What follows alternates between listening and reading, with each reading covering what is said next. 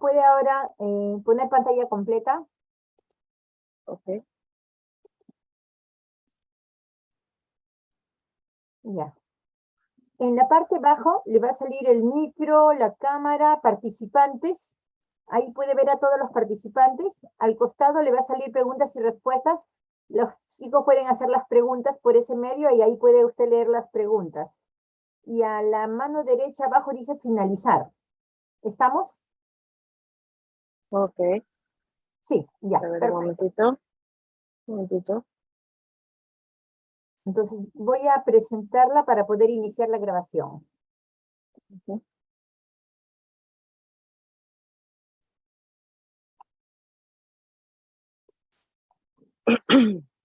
¿Estamos bien?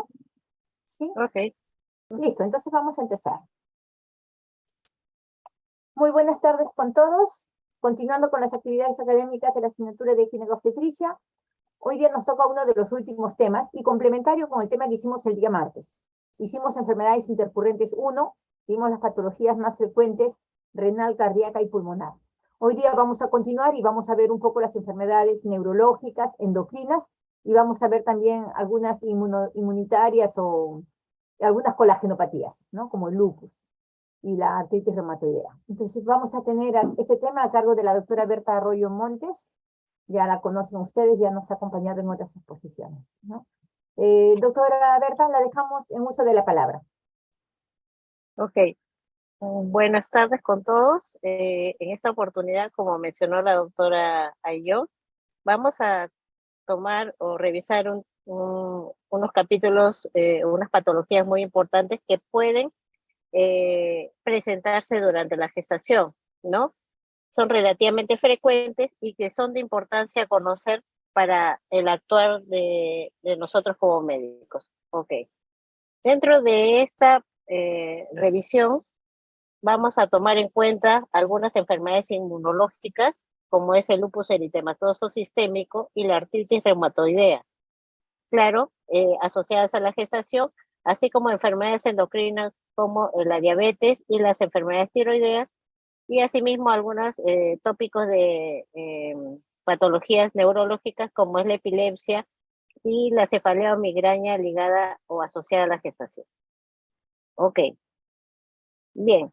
Eh, Todos sabemos que el lupus eritematoso sistémico o generalizado, como que es otro término adherido a esta patología, es una enfermedad crónica autoinmune en el cual el sistema inmunológico ataca a las células del organismo y los tejidos, produciendo inflamación y daño a la unión autoanticuerpos de las células del organismo y al depósito de complejos antígeno-anticuerpos.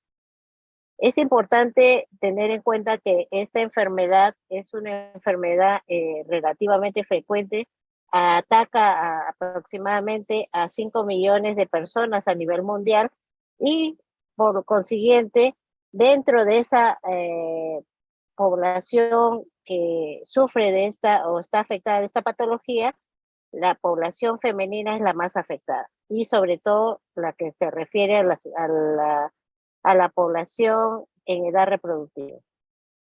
Entonces, ¿qué consideraciones tenemos que tomar en cuenta? Que el lupus eritematoso sistémico afecta predominantemente a mujeres en edad fértil, ¿no? Si bien es cierto, no afecta sobre la fecundidad esta enfermedad, se dice que puede haber disminución de la reserva ovárica en algunos casos. Entonces, la fertilidad en pacientes con LES no parece estar alterada por la propia enfermedad, ¿no? Y a menos que intercurra con otro tipo de patología. Pero puede haber una disminución de la reserva ovárica, sobre todo ligada al tratamiento. ¿Con qué? Específicamente con el tratamiento de ciclofosfamida, ¿no? En esos casos, sí, la fecundidad se puede ver alterada en estas pacientes, ¿no?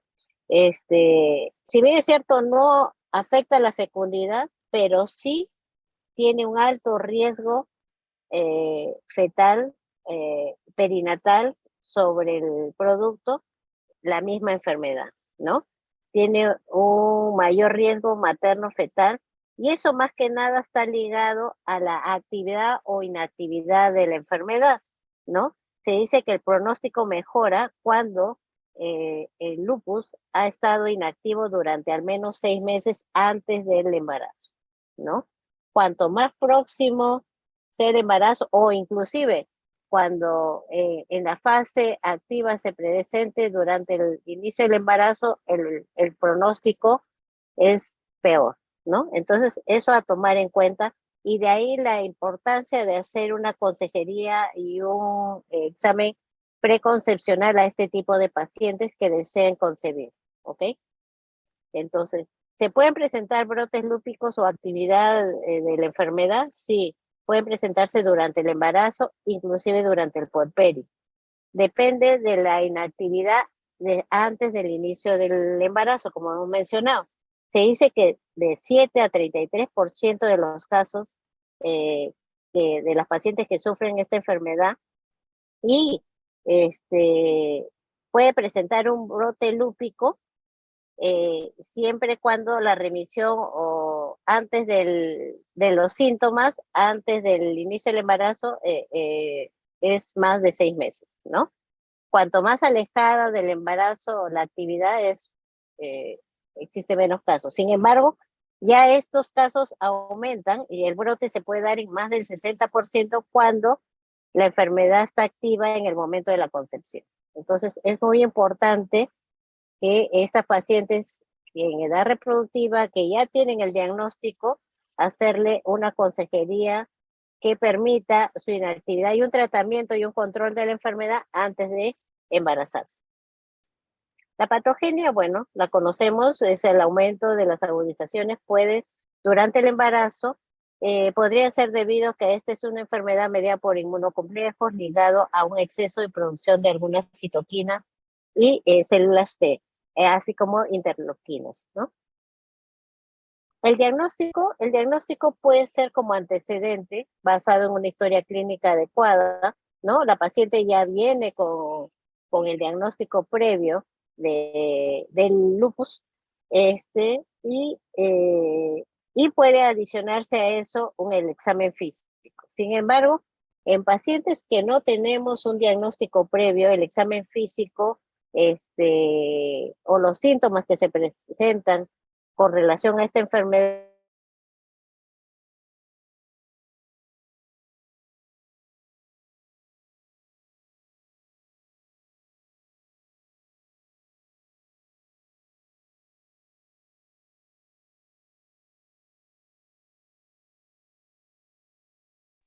¿Me escuchan?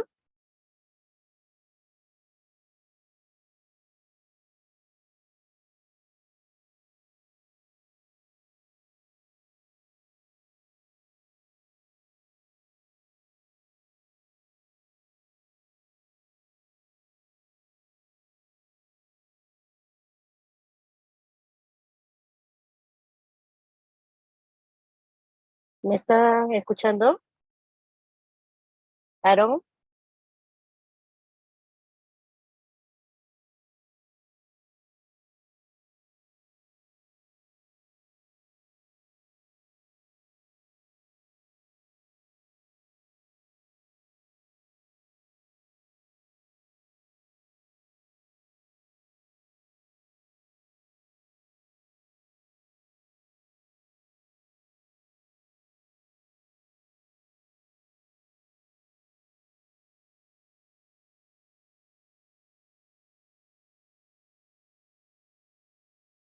El diagnóstico va a estar basado principalmente en hacer una historia clínica adecuada, y en el examen físico vamos a tener, si bien es cierto, algunos cambios que fisiológicos de la gestación que puedan, digamos, dificultar hacer el diagnóstico propio de la enfermedad de lupus.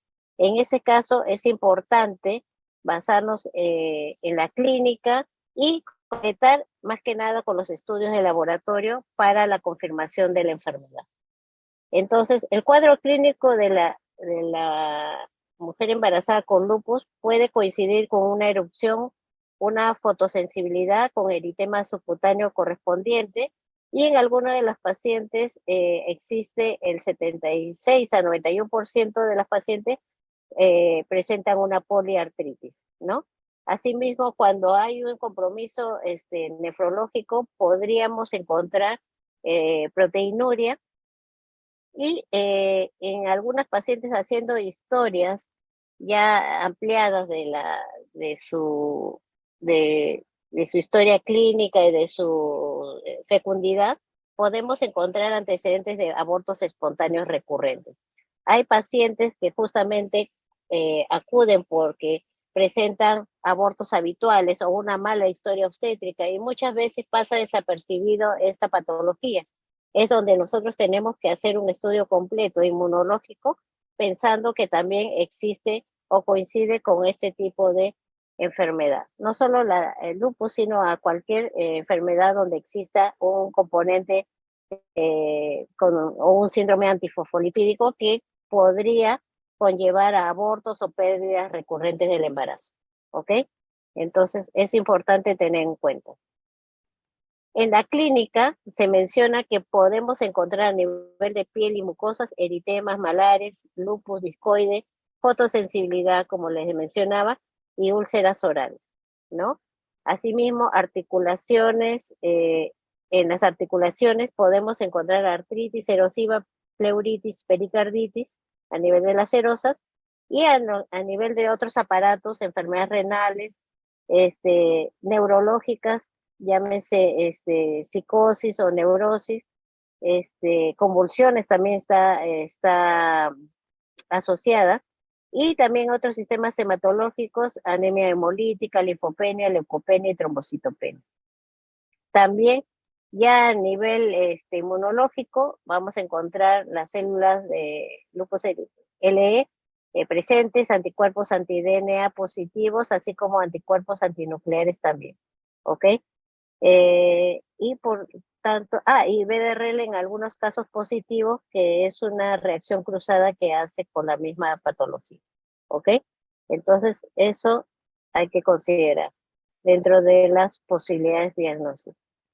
Bien, como les mencioné, la confirmación va a ir de la mano con la positividad de anticuerpos antinucleares positivos mayor en 1 sobre 160 en diluciones, ¿no?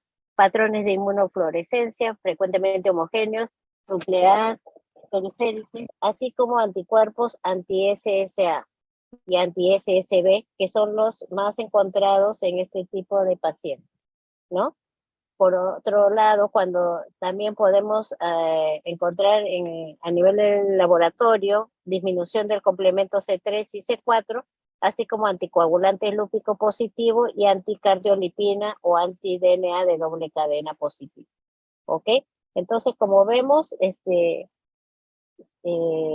dentro de la parte laboratorial tenemos un arsenal de estudios complementarios que nos podrían sugerir más los criterios clínicos la presencia de la enfermedad, ¿no? Eso es similar a lo encontrado en el laboratorio, ¿no? Como les mencionaba, todos los hallazgos que se puedan presentar. Ok. Ahora, ¿cuáles son los factores asociados a pérdida del embarazo? Como les mencioné, es una de las causas o complicaciones que se da propios de la enfermedad, más que nada cuando está asociada a una actividad del feto al inicio de la gestación de la patología podría complicar una gestación. Asimismo, cuando ya se tiene el diagnóstico y ahí existe una nefritis lúpica activa, hay compromiso del embarazo. Cuando los anticuerpos antifosfolipídicos son positivos, existe mayor relación con pérdidas recurrentes, hipertensión arterial sobreagregada, ¿no? O antecedentes de abortos espontáneos previos, ¿no? Asimismo, la disminución de complementos y la presencia de inmunoglobulinas, anticuerpos, SSA, están relacionados con las pérdidas o abortos habituales en este tipo de pacientes. La paciente no tiene problemas de fecundación, ¿no? Como hemos dicho al inicio, tiene problemas o complicaciones cuando ya está embarazada. Entonces, la actividad del ES, ¿el embarazo incide sobre la actividad del ES? Bueno, en realidad esto puede presentarse en 8 o 70% de los casos, ¿no? Para exacerbación de la enfermedad por el embarazo. Sin embargo, estos pueden ser leves, ¿no? Generalmente se presenta con alteraciones mucocutáneas, musculoesqueléticas y hematológicas, ¿no? Frecuentemente se pueden dar al final del embarazo, en el tercer trimestre y postparto, ¿no? Entonces hay que tener un control muy riguroso en este tipo de pacientes. Complicaciones que están sobreagregadas a este tipo de pacientes, sobre todo en la segunda mitad del embarazo, es la preeclampsia, también el gel, partos pretérminos, sobre todo cuando hay un tema de nefropatía, está muy relacionado con los partos pretérminos, los abortos, como hemos mencionado, por los síndromes antifosfolipídicos, ruptura prematura de membranas y así como el lupus neonatal, que es, si bien es cierto, es relativamente poco frecuente, muy poco frecuente, pero existen casos descritos donde existe digamos, un pasaje transplacentario de este, de este tipo de anticuerpos e inmunoglobulinas que originan que el recién nacido tenga exacerbaciones de dérmicas y que se puede conllevar algunos meses su estudio, ¿no? Entonces, todo niño que nace de una madre con lupus, es importante hacerle un estudio completo inmunológico para determinar si existe o no o que tiene alguna complicación recién nacido. Mencionado,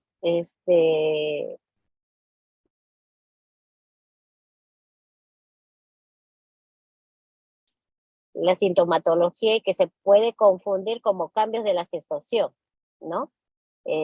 Asimismo, como hemos mencionado, puede existir una hipertensión ya sobreagregada, o también se puede presentar una preeclampsia en este tipo de pacientes, no está exenta de eso, ¿no? Entonces es importante hacer una correlación. Acá tengo un cuadro donde se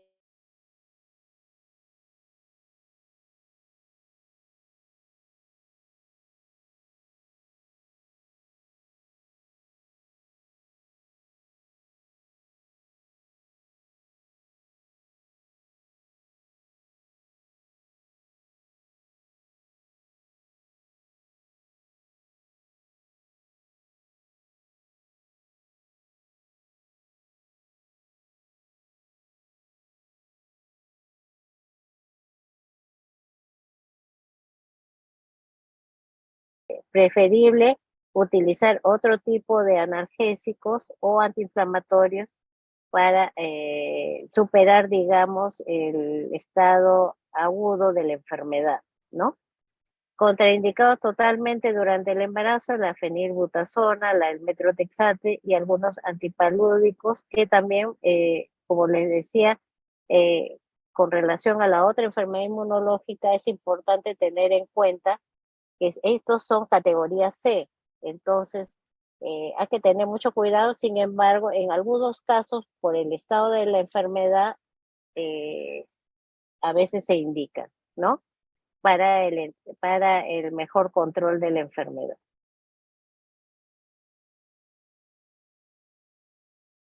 Bien, vamos a avanzar ahora con algunas endocrinopatías, ¿no? Con respecto a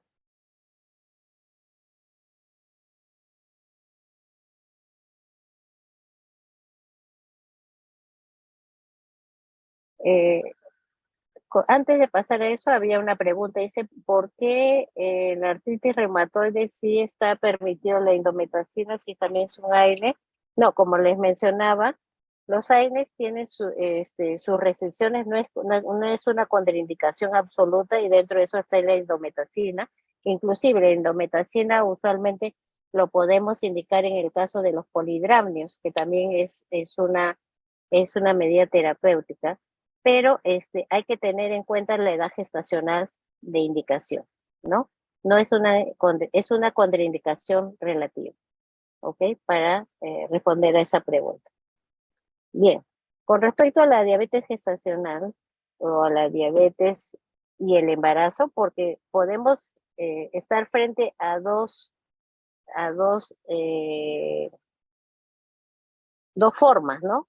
La paciente que ya viene con su diabetes, o sea, tenía el diagnóstico o se presentó su cuadro de diabetes antes de la gestación, o aquella que debuta durante la gestación, ¿no? Entonces a eso tenemos la diabetes pregestacional. Es una condición metabólica crónica caracterizada por hiperglicemia, ¿no? Y como saben, existe la tipo 1, que es una deficiencia absoluta de insulina, ¿no? Generalmente se inicia tempranamente en la niñez, ¿no? A veces se refiere que puede tener un factor genético, ¿no? Y la tipo 2, que se inicia con una resistencia a la insulina posterior a una deficiencia relativa a la insulina y generalmente como una resistencia debida también a algunos factores coincidentes o factores de riesgo, ¿no? Aparece en el adulto y mucho está relacionada por los malos estilos de vida, ¿no? De alimentación, de ejercicio y otros factores que pueden contribuir a la presentación de este tipo de enfermedad, ¿no? Ahora, por otro lado, tenemos la diabetes gestacional, que es una alteración ya en el metabolismo de hidratos de carbono que comienza o se reconoce por lo menos la primera vez durante el embarazo, ¿no? ¿Suele desaparecer luego del embarazo? Sí, pero existe el riesgo de que nuevamente se presente, ¿no? Las características clínicas es generalmente similar a la diabetes pregestacional, diabetes mellitus tipo 2, ¿no? Eh, para hacer coincidencia, ¿no? Ahora, epidemiológicamente sabemos que es la complicación metabólica más frecuente, ¿no? Que es una definitivamente con, eh, se ha incrementado en estos últimos tiempos, sobre todo se ve más en países desarrollados por los estilos de vida que se presentan en estas poblaciones, ¿no? Se diagnostica de 4 a 5% en las gestantes relacionada a la diabetes gestacional y en Estados Unidos puede ser de 7 a 18%, América Latina eh, digamos que menciona que epidemiológicamente se presenta en el 10 a 33% de las gestantes y el 12% corresponde a diabetes pregestacional y el 88% a diabetes gestacional, ¿no? El 50% de diabetes gestacional desarrollará diabetes tipo 2 en la siguiente década posterior al parto, ¿no? Como le decía, muchas de las pacientes se diagnostican durante la gestación. Si bien es cierto, desaparece, digamos, todos los cambios que se producen, sin embargo, existe gran riesgo de que esta paciente ya presente una diabetes manifiesta en la siguiente década, sobre todo si es que no cambia sus factores de riesgo, ¿no? Que llámese obesidad, sedentarismo, otros cambios que pueden contribuir a la manifestación de la enfermedad. Entonces, los factores de riesgo asociados, ¿no? A presentar en este embarazo una diabetes gestacional es que ya haya tenido una diabetes gestacional anteriormente, ese es uno. Cuando existen antecedentes familiares, ¿no? En la familia de diabetes, y que presenten una obesidad o un índice de masa corporal mayor a 27 al inicio del embarazo, ¿no? Asimismo, cuando existen antecedentes de embarazos anteriores con macrosomía fetal, cuando existe una glicemia en ayunas mayor de 85, ¿no? En una gestante estamos hablando, ¿no? Cuando existe también un antecedente de síndrome de poliquistosis ovárica, sí, porque se sabe que si bien el síndrome de ovario poliquístico es una enfermedad eh, que tiene un trasfondo metabólico, entonces es proclive que este tipo de pacientes también puedan desarrollar una diabetes en el embarazo, ¿no? También antecedentes de mortalidad materno-fetal inexplicada, cuando existe una muerte súbita del embarazo del feto, no sabemos por qué, en embarazos anteriores puede haber tenido una diabetes en ese momento que no fue diagnosticada, ¿no? Ya sea por macrosomía o por retard de crecimiento, también puede estar relacionado con la enfermedad, así como antecedentes de preeclampsia y sobre todo en edades maternas mayores a los 30 años, ¿no? Eh, la fisiopatología, bueno, se inicia con el aumento de la resistencia a la insulina, ¿no? Vamos a tener aumento en los niveles plasmáticos de insulina en sangre y cambios en el metabolismo interno. Todo puede conllevar a una diabetes gestacional, ¿no? Normalmente en el embarazo va a aumentar los niveles plasmáticos de insulina, ¿no? Especialmente postprandiales. Y eso también puede conllevar una cierta resistencia a la insulina cuando no es manejada adecuadamente y asimismo aumento del lactógeno placentario humano y por consiguiente una disminución de una utilización periférica de la glucosa, ¿no? Por tanto, el tejido no absorbe la glucosa y permanece existe una hiperglicemia y por consiguiente un hiperinsulinismo. Como les mencionaba, ¿no? Cambios en el metabolismo, lactógeno placentario también aumentado, progesterona, propio de la gestación, y la gonadotrofina coriónica, prolactina, estradiol, cortisol, todo eso podría contribuir a la presentación de la enfermedad, ¿no? Eh, Se dice que este incremento de la resistencia a insulina posiblemente es paulatino y es mucho más notorio en el tercer trimestre de la gestación. La glucosa cruza la placenta por difusión facilitada, ¿no? Entre el madre y feto, ¿no? Por tanto, asimismo, como hay una hiperglicemia fetal, también hay una hiperinsulinemia, ¿no? Por consiguiente, posiblemente el producto sea un feto macrosómico, ¿no? Por eso la relación que existe en ese tipo de paciente con la diabetes gestacional, ¿no? Ahora, eso es principalmente con la diabetes gestacional. Sin embargo, cuando la diabetes o el trastorno metabólico está también, es mucho más precoz o más severa, ¿no? Puede también existir una restricción del crecimiento intrauterino, ¿no? Sobre todo aquellas que ya tienen un diagnóstico de diabetes pregestacional, ¿no? Entonces, por eso se da alteraciones ponderales de ambos productos, ¿no? Entonces, eso considera tanto restricción de crecimiento como macrosomía fetal, ¿no? También puede conllevar a una hiperbilirubinemia y una hipoglicemia posterior al parto y por tanto un mal pronóstico fetal. No necesariamente el niño más gordito es el más sano, ¿no?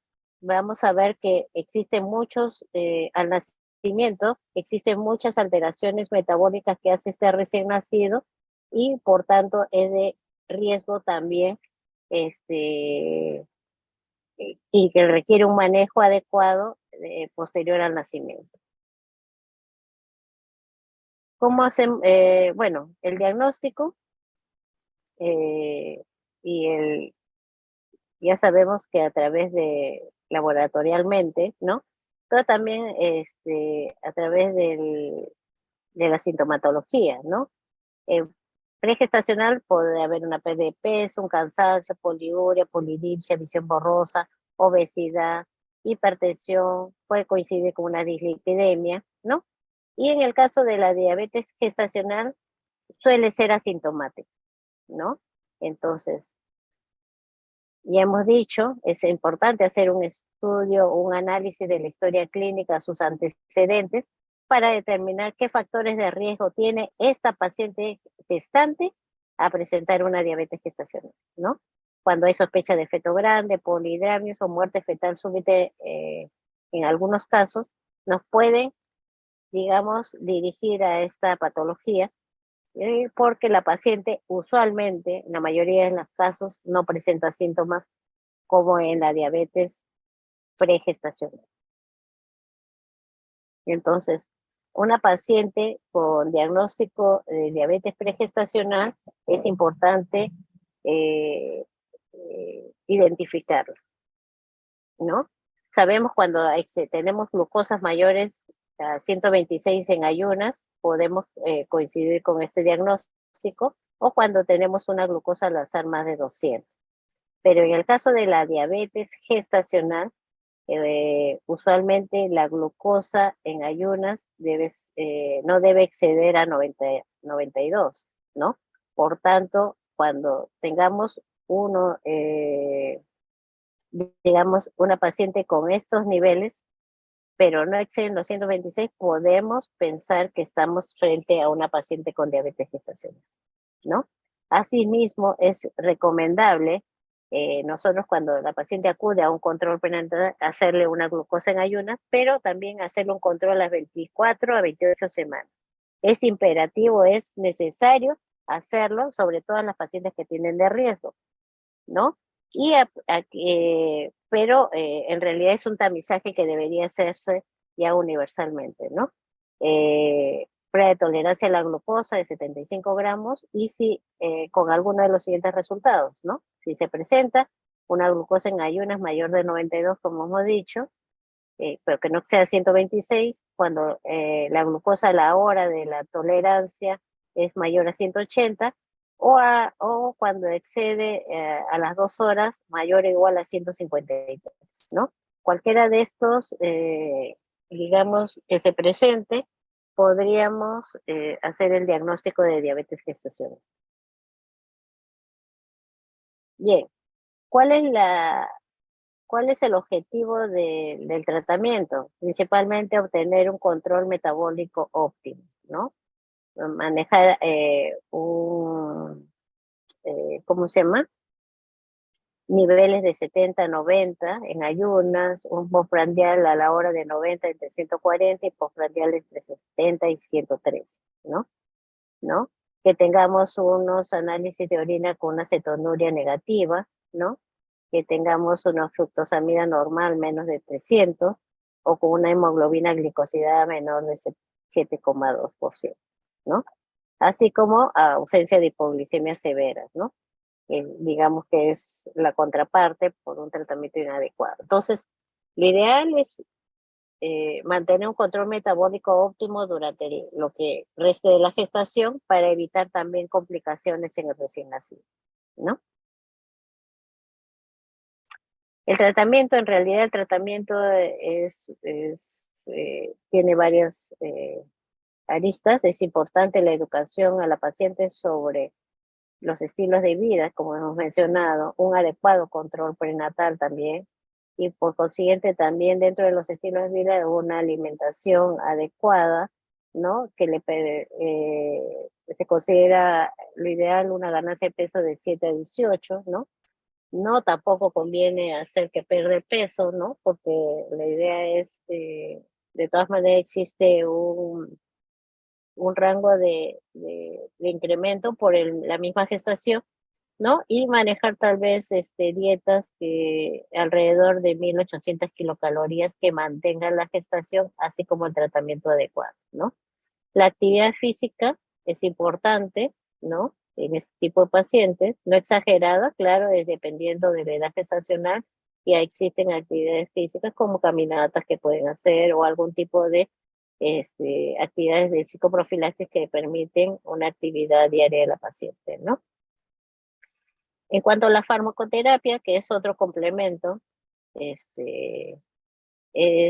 usualmente se lleva el tratamiento con insulina, ¿no?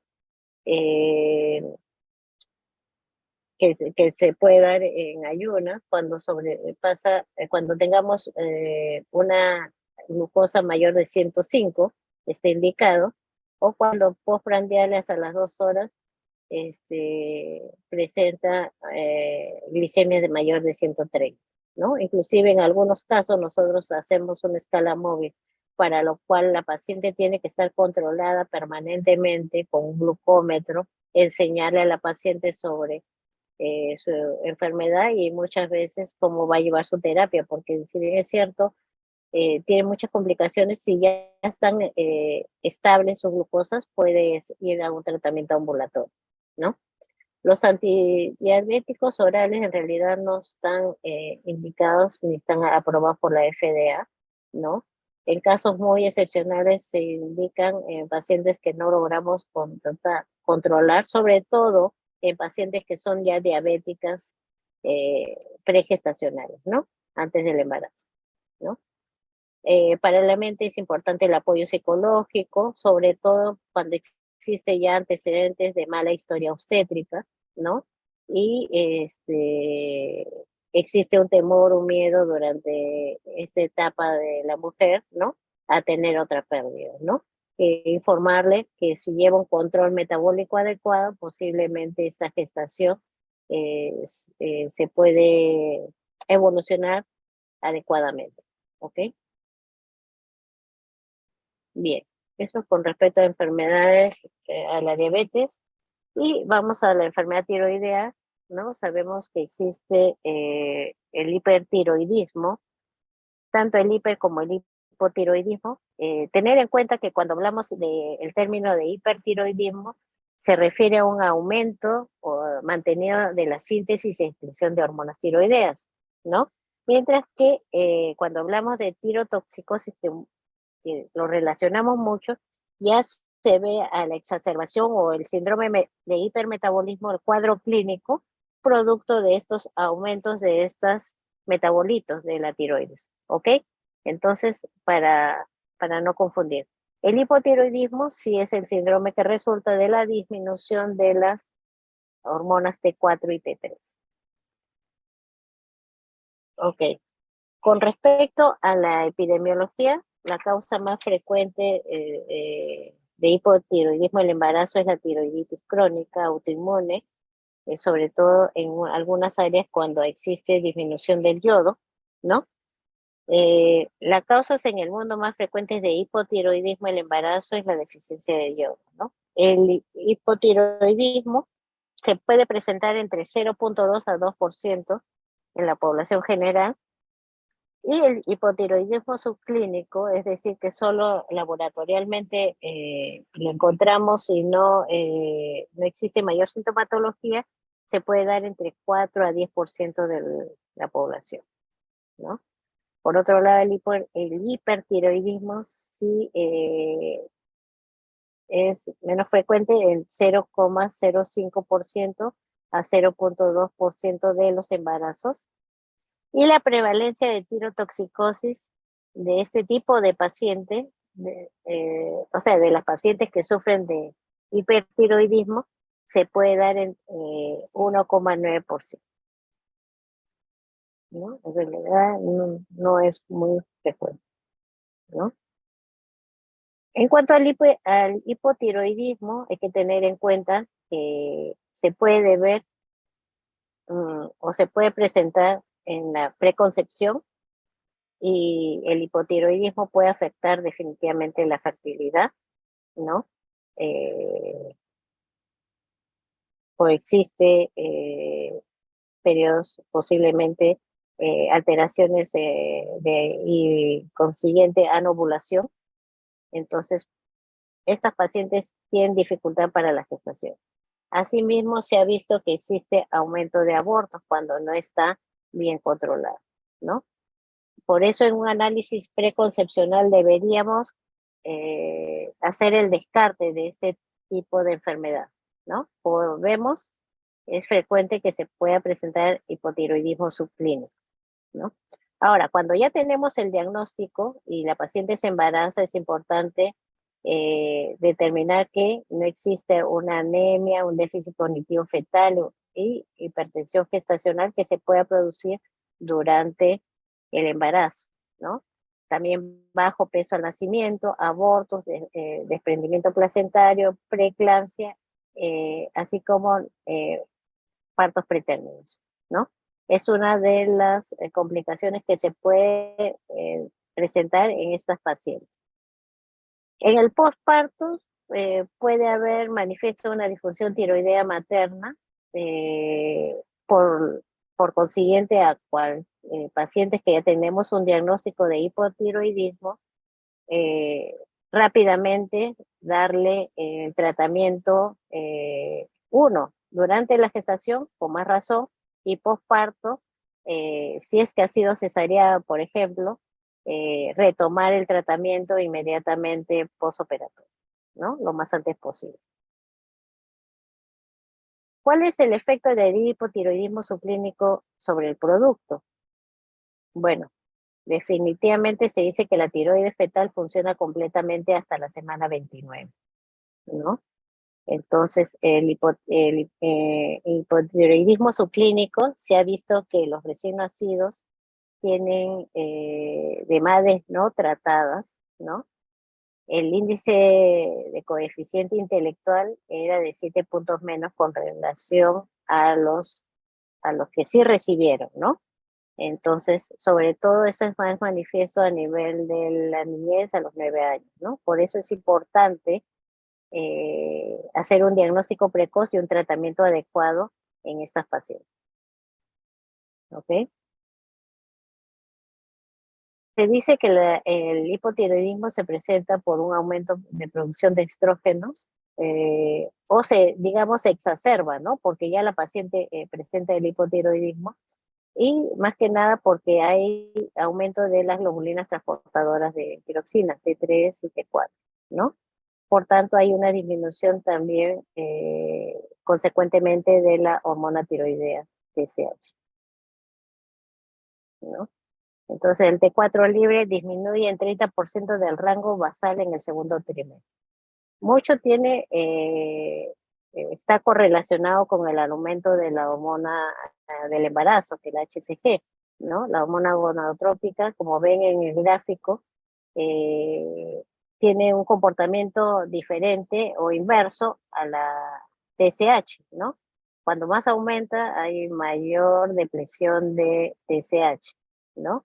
Y cuando ya en el segundo trimestre va disminuyendo, el HCG, podemos ver que la TSH va a aumentar, ¿no? Entonces es importante dar desde el inicio una terapia adecuada en el caso de que la paciente presente un hipotiroidismo manifiesto o subclínico.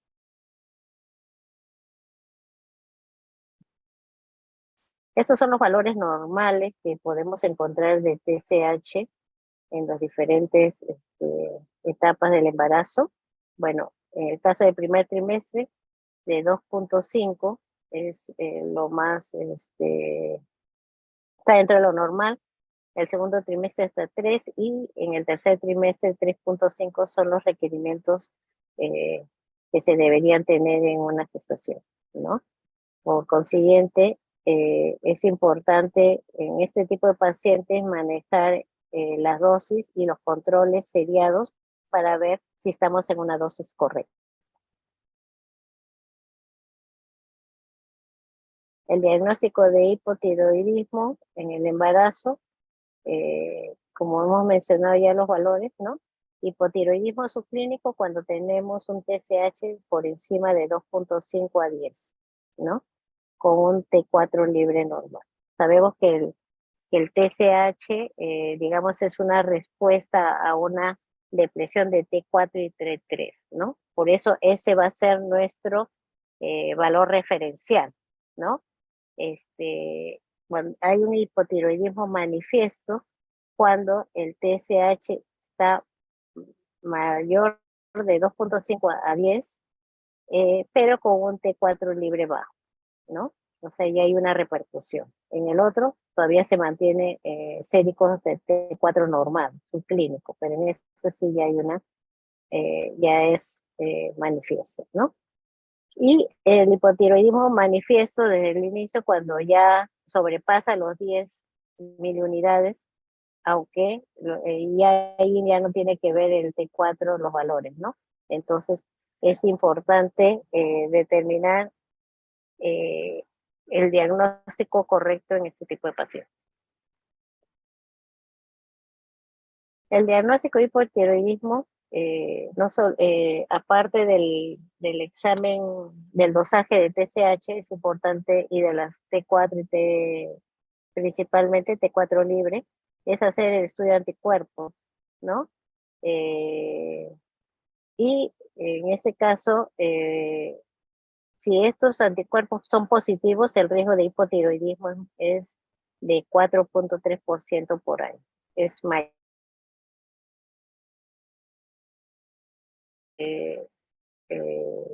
Es de 91.9% y la especificidad es de 92.7%.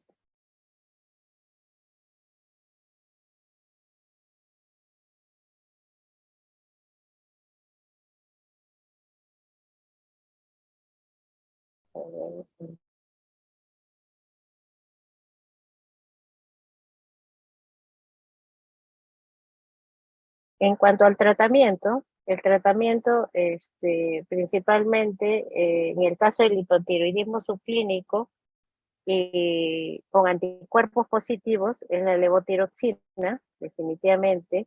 En el hipotiroidismo subclínico con anticuerpos negativos existe una duda sobre dar tratamiento. Sin embargo, la mayoría de especialistas sugieren hasta que se defina su etiología, se debería dar sí o sí un tratamiento coadyuvante, sobre todo en la gestación, y eso va a depender también de los niveles de TSH y T4 presentes, ¿no? El hipotiroidismo manifiesto, sí, definitivamente es dar tratamiento durante el embarazo, ¿no?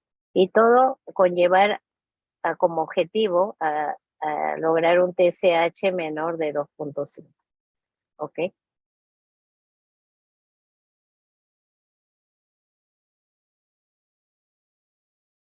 Las dosis altas de levotiroxina de 2 a 2,4 en algunos casos es requerida en hipotiroidismo manifiesto, ¿no? Lo usual es que nosotros, la dosis de mantenimiento que usualmente se lleva en el embarazo es de 100 microgramos por día, ¿no? Y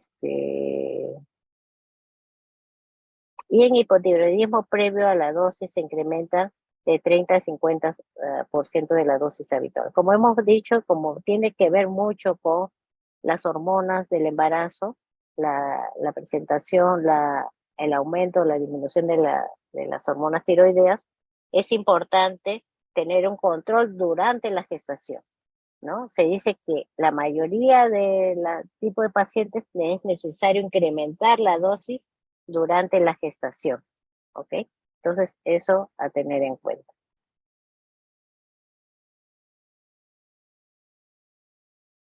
Con respecto a las pacientes con hipotiroidismo, es básico medir la TSH en embarazadas.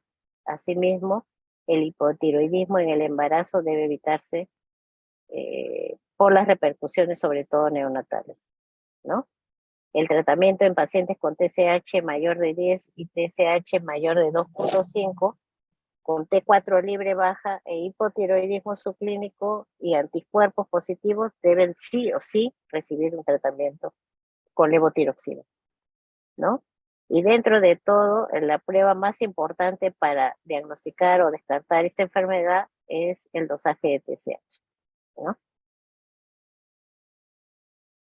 En cuanto al hipertiroidismo, las causas pueden ser múltiples, pero se dice que en el caso del hipertiroidismo, la enfermedad de Graves es la causante del 95% de los casos, ¿no?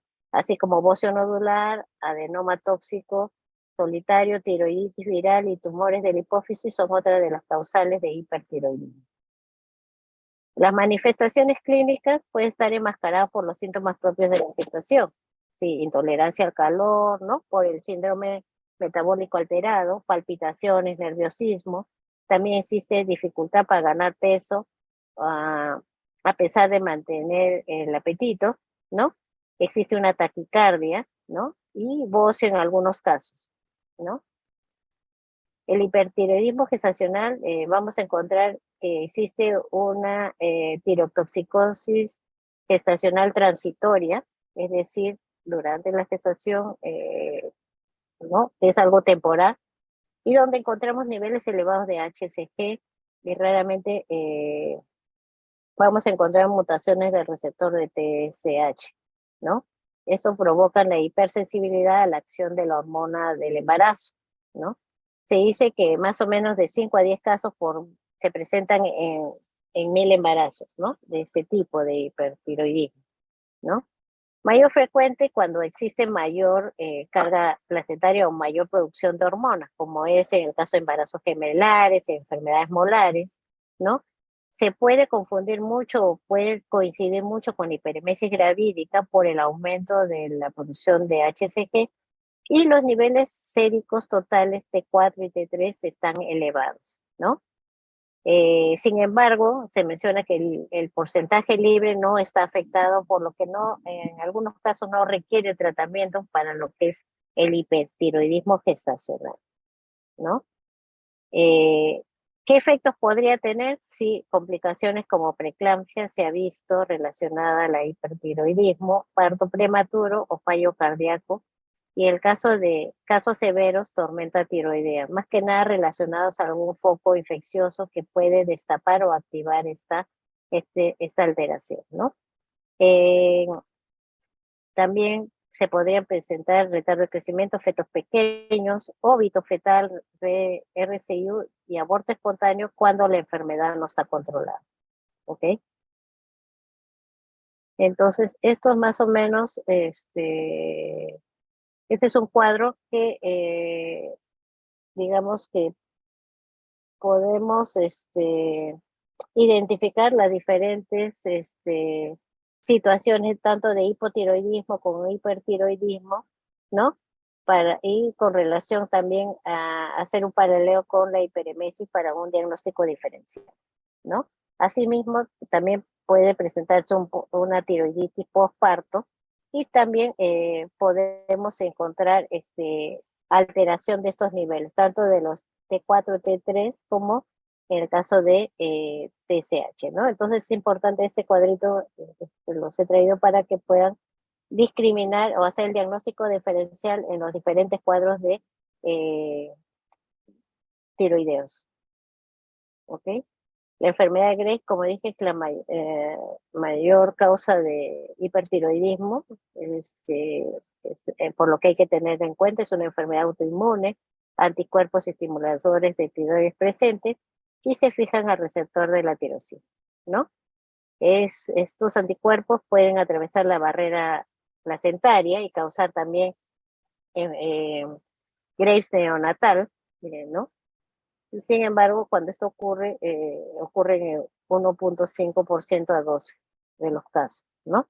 La taquicardia, fallo cardíaco, hidros, retardo de crecimiento y bocio son algunas de las complicaciones en el recién nacido, así como secuelas neurológicas severas, ¿no?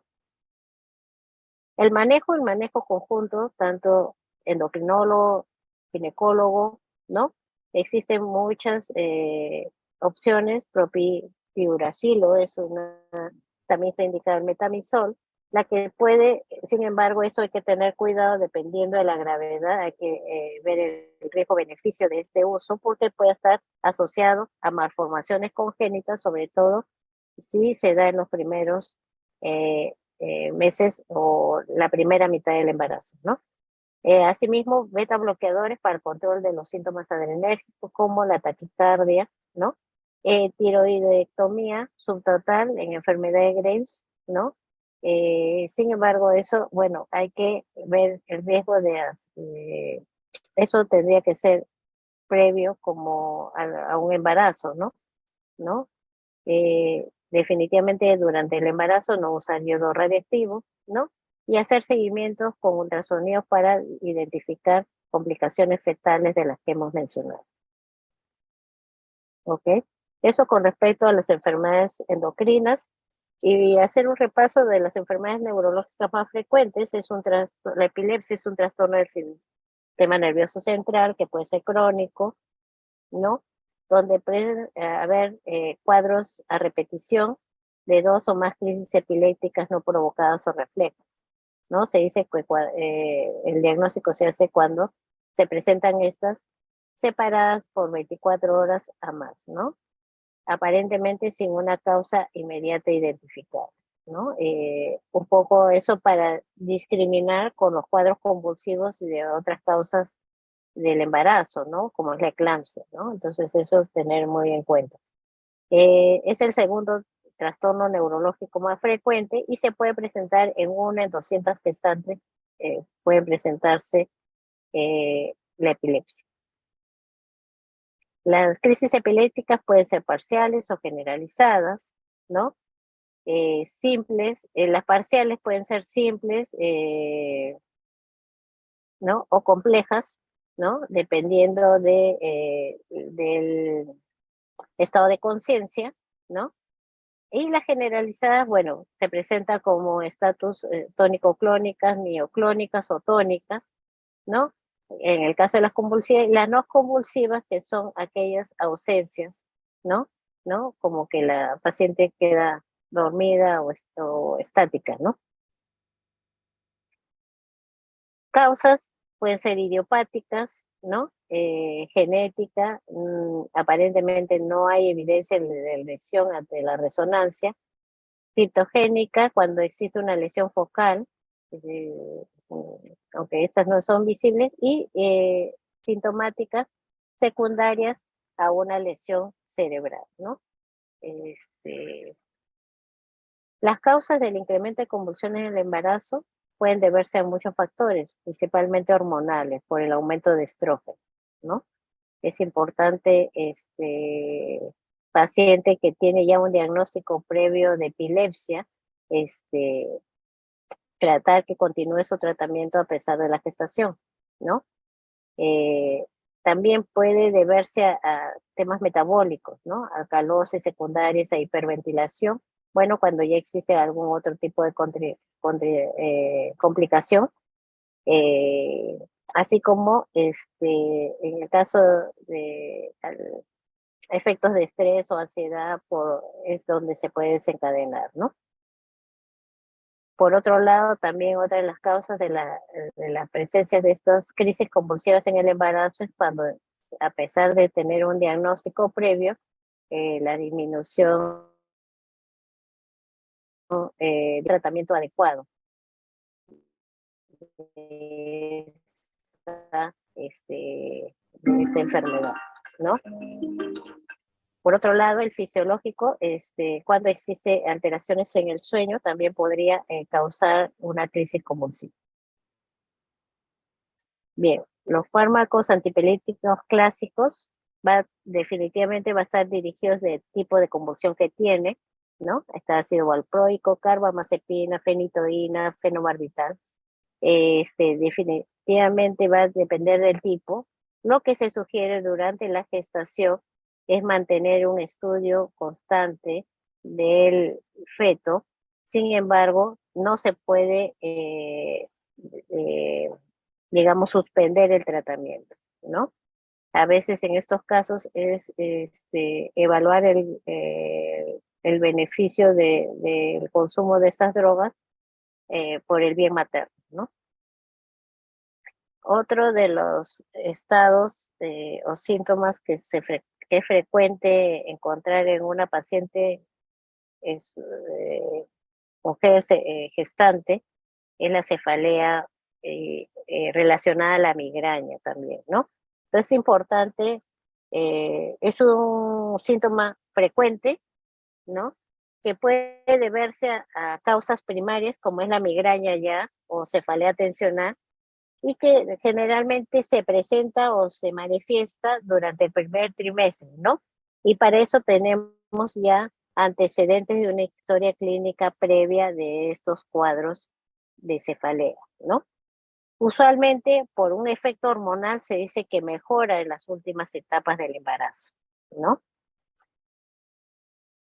Pero también hay otras causas secundarias, como es los accidentes cerebrovasculares, trombosis venosas más graves, ¿no? Malformaciones arteriovenosas e hipertensión intracraneana benigna u otros. Nosotros, como médicos, tenemos que, ante la presentación de este síntoma, identificar las posibles causas, ¿no? Si ya se tiene una historia previa, probablemente ya tenemos un mejor diagnóstico y una tranquilidad, ¿no? Porque sabemos que la cefalea también puede ser síntomas prenomitorios de una preeclampsia, una eclampsia, ¿no? Para eso tenemos que hacer una distinción, sobre todo en el momento de la presentación. Cuando son causas de tipo neurológicas, usualmente se puede presentar desde el inicio del embarazo, mientras que las otras causas propias de la complicación del embarazo se dan en la segunda mitad, ¿no? En realidad, el manejo para una paciente migrañosa es amplio. Sin embargo, cuando hablamos de una mujer gestante, siempre va a existir limitaciones, ¿no? ¿Qué es lo que se recomienda? Más que nada un manejo no farmacológico, como dieta, evitar hipoglicemia, consumo de los alimentos en forma horaria, rutinaria, no excederse del periodo de ayuno, reconocer qué comidas pueden desencadenar la cefalea en algunos casos, ¿sí? Una adecuada hidratación, así como un sueño adecuado por más de 6 horas para evitar que se presenten nuevas crisis de migraña, ¿no?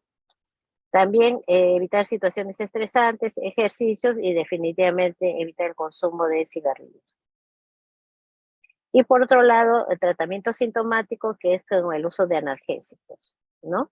Llámese paracetamol, metamizol, en algunos casos. Nosotros, en el caso de gestantes, siempre, como le decía, tenemos ciertas limitantes para el uso de algunos analgésicos de tipo opioides, ¿no? Entonces, y algunos antiinflamatorios, ¿no? Como hemos mencionado en otras patologías también similar. Se puede utilizar en ciertos periodos, pero evitar en lo posible el consumo, ¿no? Y empezar por dosis mínimas y dosis máximas dependiendo de la gravedad del cuadro, ¿no? La ergotamina, que definitivamente para el caso de gestante está contraindicado, se ha dicho que demuestran una disminución importante en el flujo uterino, por tanto puede haber una hipoxia, un retardo de crecimiento o una muerte también perinatal, ¿no? ¿No? Entonces es importante evitar este consumo durante el periodo de gravidez, así como que también existen reportes que existe riesgo de malformaciones relacionadas a la ergotamina, ¿no? Entonces, eso principalmente. Bueno, en realidad son varias patologías que son un poco amplias, pero bueno, estamos llanos a contestar sus preguntas que se presentan. A ver, dice, hay una pregunta, bueno, doctora, ¿cómo la deficiencia de yodo y hipotiroidismo se relaciona con el desarrollo del recién nacido? ¿Cómo la deficiencia de yodo y hipotiroidismo?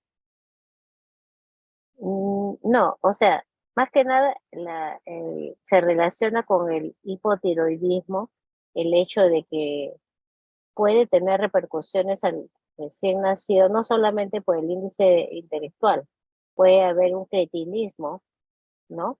Un retardo mental de estos recién nacidos de madres con hipotiroidismo, ¿no? Y por eso hay que tener cuidado. Inclusive, lo que le mencionaba, ¿no? Existen reportes donde el índice, si bien es cierto, el índice intelectual o el coeficiente intelectual está disminuido en pacientes con hipotiroidismo subclínico, ¿no? Que no tienen manifestaciones. Entonces es importante, digamos, el diagnóstico y el tratamiento durante este periodo para evitar repercusiones sobre el neonato, ¿no? A ver, otra pregunta.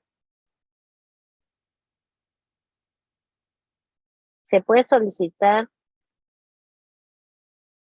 anti-CPP? A ver, ¿quién ha hecho la pregunta? Levante la mano para entenderla.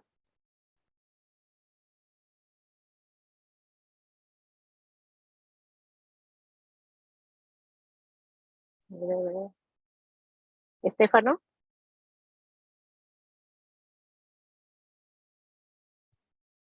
Sí, doctora, buenas tardes. ¿Qué tal? Lo Buenos que días. pasa es que vi en su diapositiva que hace un poquito más de enfoque al factor reumatoideo, en donde Ujú. a los pacientes no gestantes se pide factor reumatoideo con anti-CPP, anticuerpo anticetonulado, para darle diagnóstico específico de AR. Pero ¿cómo específicamente en los gestantes basta con el AR, con el factor reumatoideo? A eso voy. Ya, para lo que es el diagnóstico de artritis reumatoide, ¿me dices? Correcto. Sí, se puede solicitar, pero sin embargo también dentro de los criterios está tanto la parte clínica como la parte inmunológica, o sea, no necesariamente son específicos, ¿no? Igual que en el lupus, ¿no? Entonces es importante hacer unidad clínica tanto del aspecto clínico como de la parte laboratorial, ¿no? A veces, en el caso por decir, en el lupus también, si bien es cierto, puede tener ANA positivo o células LE positivo, pero eso tampoco te da el diagnóstico, es uno de los criterios. Y para eso puedes conllevar también al estudio de anti-DNA nativo y otros tipos de este, análisis de laboratorio.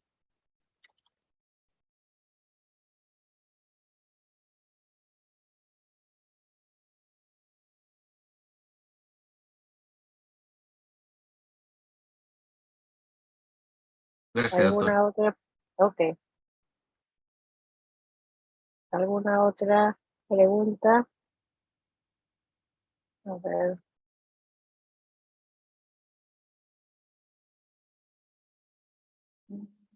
Dice, cuando sospecho que una paciente tiene síndrome antifosfolipídico y qué complicaciones puede haber.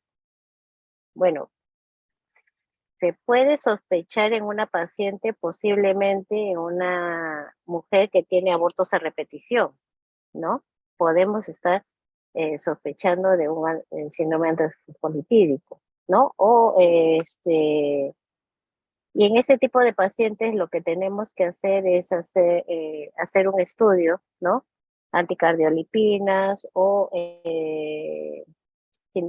antifosfolipídicos, pedir séricos que nos pueden hacer el diagnóstico, ¿no?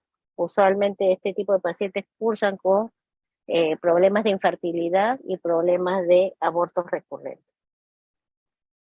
¿Ok? A ver, otra pregunta es, ¿no viste? Otra pregunta, ¿alguna otra pregunta? A ver, levante la mano, por favor. No leo.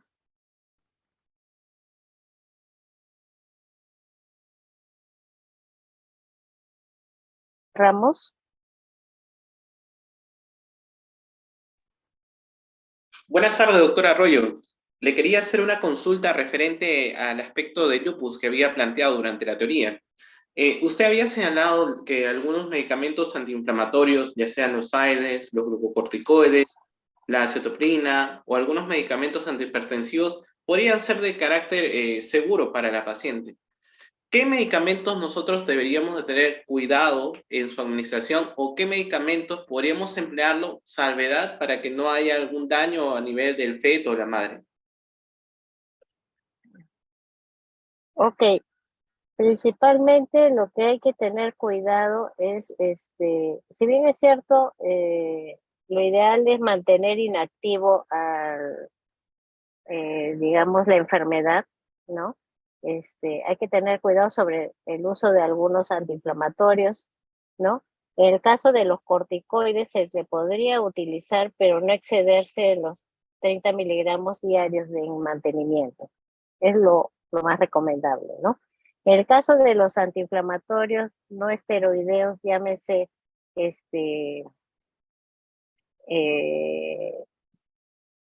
con el uso de indometacina o el uso de algún otro tipo, podemos considerarlos siempre y cuando no excedernos de las 32 semanas, ¿no? Que puede conllevar a un efecto sobre el recién nacido, ¿no?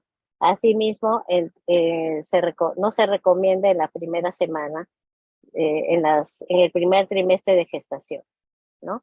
Eso principalmente. Ahora, en el caso de los tratamientos con hidrocloroquina, se puede llevar, pero sabemos que tiene una categoría C, ¿no? Entonces es recomendable un poco hacer el seguimiento del feto, ¿no? A través de ecografías o otro tipo de complicaciones que nos puede conllevar al uso de este tipo de fármacos, ¿no? No sé si eso responde a tu pregunta. Sí, doctora, muchas gracias. Ok. Bien. ¿Alguna otra pregunta?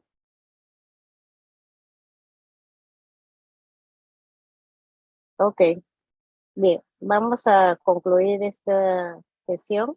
No hay más preguntas, que nos hemos excedido un poco. Y nada, desearles que tengan un buen fin de curso. Cuídense.